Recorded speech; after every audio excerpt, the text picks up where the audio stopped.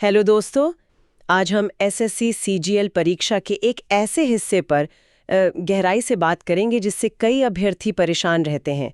General knowledge और current affairs. अक्सर ये सवाल मन में आता है कि इस विशाल विषय को कैसे संभालें, मतलब कैसे मैनेज करें ताकि दूसरे ज़रूरी विषयों पर भी असर ना पड़े। बिल्कुल।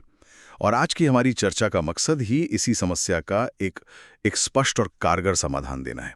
हम एक ऐसी रणनीति पर बात करेंगे जिससे जीके में एक अच्छा स्कोर भी लाया जा सके और तैयारी का संतुलन भी बना रहे। तो चलिए इसे समझना शुरू करते हैं। मुझे लगता है सबसे पहली और ज़रूरी बात है सही मानसिकता। जीके एक समुंदर जैसा है। अगर इसमें बहुत ज़्यादा समय लगा दिया तो गणित, अंग्रेजी और रीजनिंग जैसे स्कोरिंग विषय पीछे छूट सकते हैं। यही सबसे महत्वपूर्ण बिंदु है। जीके में 50 में से 50 का लक्ष्य रखना वो व्यावहारिक ही नहीं है। इसके बजाय लक्ष्य होना चाहिए 50 से 60% अंकों का। अच्छा। यानी लगभग 25 से 30 अंक। ये एक हासिल किया जा सकने वाला लक्ष्य है। और ये बाकी विषयों पर दबाव भी नहीं डालता। बिल्कुल। तो इसका मतलब ये हुआ कि असली 100% का लक्ष्य गणित, अंग्रेजी और रीजनिंग में रखना चाहिए, जहां ये संभव है। एकदम सही है। और जीके के लिए हर दिन मान लीजिए लगभग 2 से 3 घंटे का समय, क्या ये पर्याप्त है? हाँ, पर्याप्त है। इस मानसिकता के साथ तैयारी बहुत फोकस्ड और प्रभावी हो जाती है।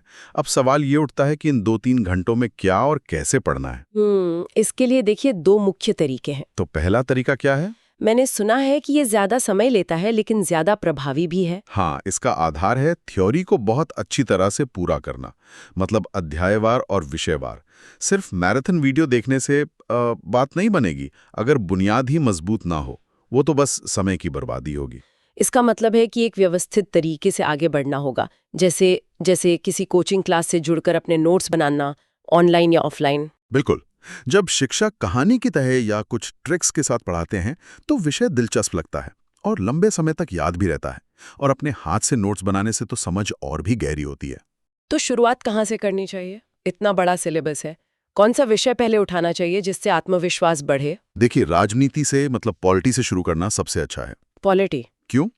एक तो ये समझना आसान होता है क्योंकि हम संविधान, मौलिक अधिकारों जैसी चीजों से पहले से कुछ हद तक परिचित होते हैं और इससे सवाल भी ज्यादा पूछे जाते हैं। ठीक है, तो पॉलिटी से शुरू किया। हाँ। और जब एक विषय की थ्योरी पूरी हो जाए उसके बाद का कदम क्या है? यहाँ पर बात बहुत दिलचस्प हो जाती है। बिल्कुल। थ्योरी पूरी करने के बाद पिछले वर्षों के प्रश्नों को, मतलब PYQs को हल करना बेहद जरूरी है। किसी भी अच्छे अध्यायवार PYQ किताब से उस विषय के लगभग मान के चलिए 1000 प्रश्न हल करें। 1000 प्रश्न? हाँ। इससे ये पता चलता है कि परीक्षा में किस तरह के सवाल पूछे जा रहे हैं, पैटर्न समझ में आता है। अच्छा। और अगर प्रैक्टिस के दौरान कोई नया सवाल मिले जो नोट्स में नहीं है, तब क्या करें? उसे तुरंत अपने नोट्स में वन लाइनर के तौर पे शामिल कर लें। इससे आपके नोट्स परीक्षा के लिए और भी बेहतर और भी ज्यादा कंप्लीट हो जाएंगे। और सबसे जरूरी बात, रिवीजन। हाँ, कई बार दोहराना, मल्टीपल रिविजन्स। एक बार पढ़ के कुछ याद नहीं रहेगा, ये भूल जाइए। तो विषयों का क्रम क्या होना चाहिए? राजनीति के बाद? राजनीति के बाद इतिहास पढ़ें, प्राचीन, फिर मध्यकालीन और उसके बाद आधुनिक। आधुनिक इतिहास से ज्यादा सवाल आते हैं तो उस पर ज्यादा अभ्यास करें। फिर विज्ञान पर ध्यान दें, जिसमें जीव विज्ञान मतलब बायोलॉजी सबसे महत्वपूर्ण है। बायोलॉजी? हाँ, बीमारियां, विटामिन जैसे टॉपिक्स पर खास ध्यान दें। एक और जरूरी बात, एक बार में एक ही विषय को पूरा करें। एक साथ 2-3 विषय ना चलाएं। नहीं। और जब आप दूसरा विषय जैसे इतिहास पढ़ रहे हों तो पहले विषय यानी राजनीति के नोट्स को बीच बीच में दोहराते रहें, हर 2-3 दिन में। ये तो हुई विस्तृत तैयारी की बात। मुझे लगता है ये सबसे अच्छा तरीका है। लेकिन अगर किसी के पास नोट्स बनाने का समय ना हो तो उनके लिए क्या कोई दूसरा रास्ता है? हाँ, बिल्कुल है। दूसरा तरीका उन्हीं के लिए है। इसमें आप किसी के बने बनाए अच्छे नोट्स या किसी अच्छी किताब से थ्योरी पढ़ते हैं।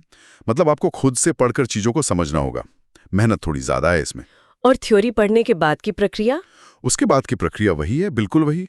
किसी भी PYQ किताब से बहुत सारे MCQs का अभ्यास करना। यहाँ जो बात सबसे आकर्षक है, जो सबसे जरूरी है, वो है दोहराव का सिद्धांत। मतलब एक ही किताब या नोट्स को 4, 5 या 10 बार पढ़ें, बजाय इसके कि आप 10 अलग-अलग स्रोतों के पीछे भागें। ठीक है। अब आते हैं करंट अफेयर्स पर। ये तो एक ऐसा विषय है जिसमें बहुत से लोग रोज 1-1 घंटे की क्लास देखकर अपना काफी समय बर्बाद करते हैं। ये एक बहुत आम गलती है, बहुत ही आम। देखिए, करंट अफेयर्स से 5-6 सवाल आते हैं और उनकी कोई गारंटी नहीं होती। इसलिए इसकी तैयारी परीक्षा से ठीक 1 महीने पहले शुरू करनी चाहिए। बस 1 महीने पहले? ऐसा क्यों? क्योंकि तब पढ़ी हुई चीजें दिमाग में ताज़ा रहती हैं और उनके याद रहने की संभावना ज़्यादा होती है। ये बात तो सही है। अभी से पढ़ने पर परीक्षा तक तो सब भूल जाएंगे, कोई फायदा नहीं है। तैयारी के लिए पिछले 12 से 24 महीनों की कोई मासिक पत्रिका ले लें या किसी विश्वसनीय यूट्यूब चैनल की मंथली कॉम्पाइलेशन देख लें, वो पर्याप्त है। और इनमें भी किन टॉपिक्स पर ज्यादा ध्यान देना चाहिए? नियुक्तियां मतलब अपॉइंटमेंट्स, पुरस्कार, खेलकूद की घटनाएं और वैज्ञानिक खोजें, इन जैसे महत्वपूर्ण विषयों पर ध्यान दें। राजनीतिक खबरों से बचना चाहिए। बिल्कुल, उनसे बचें। करंट अफेयर्स के अलावा एक और चीज है, स्टैटिक जीके। वो भी बहुत महत्वपूर्ण है। इसमें किन क्षेत्रों पर ध्यान केंद्रित करना चाहिए? इसमें सबसे ज्यादा सवाल कला और संस्कृति से पूछे जाते हैं, आर्ट एंड कल्चर से। जैसे कि विभिन्न प्रकार के नृत्य, लोक और शास्त्रीय दोनों, संगीत, वाद्य यंत्र और त्योहार। अच्छा, इसके अलावा और कुछ? हाँ, खेलों से जुड़े कुछ सवाल भी आते हैं, जैसे किस खेल में कौन सी शब्दावली इस्तेमाल होती है या कौन सी ट्रॉफी किस खेल से जुड़ी है। इन टॉपिक्स को अच्छे से तैयार करना चाहिए। तो इन सब बातों का अगर हम सार निकालें तो क्या मतलब निकलता है? पूरी चर्चा का निचोड़ क्या है? सार ये है कि जीके में सब कुछ पढ़ने की कोशिश करने के बजाय आपको स्ट्रैटेजिक यानी रणनीतिक होना जरूरी है। 50-60% अंकों का लक्ष्य रखें ताकि बाकी विषयों के लिए समय और ऊर्जा बची रहे। बस। और इस विशाल सिलेबस को छोटे छोटे हिस्सों में बांट लें, जैसे हर महीने एक विषय को पूरा करने का लक्ष्य बनाएं। 4-5 महीनों में मुख्य विषय पूरे हो जाएंगे, जिससे एक आत्मविश्वास भी बढ़ेगा। और अंत में जैसा मैंने पहले कहा, PYQs का अभ्यास करते रहें। जब भी 5-10 मिनट का खाली समय मिले, जैसे यात्रा करते समय या खाने के बाद, किसी ऐप या किताब से कुछ सवाल देख लें। निरंतरता ही सफलता की कुंजी है, याद रखें। जीके की वजह से आपके मुख्य विषयों की तैयारी प्रभावित नहीं होनी चाहिए, वो सबसे जरूरी है। देखने के लिए धन्यवाद। अगर आपको ये वीडियो पसंद आया हो तो कृपया लाइक, सब्सक्राइब और कमेंट करें।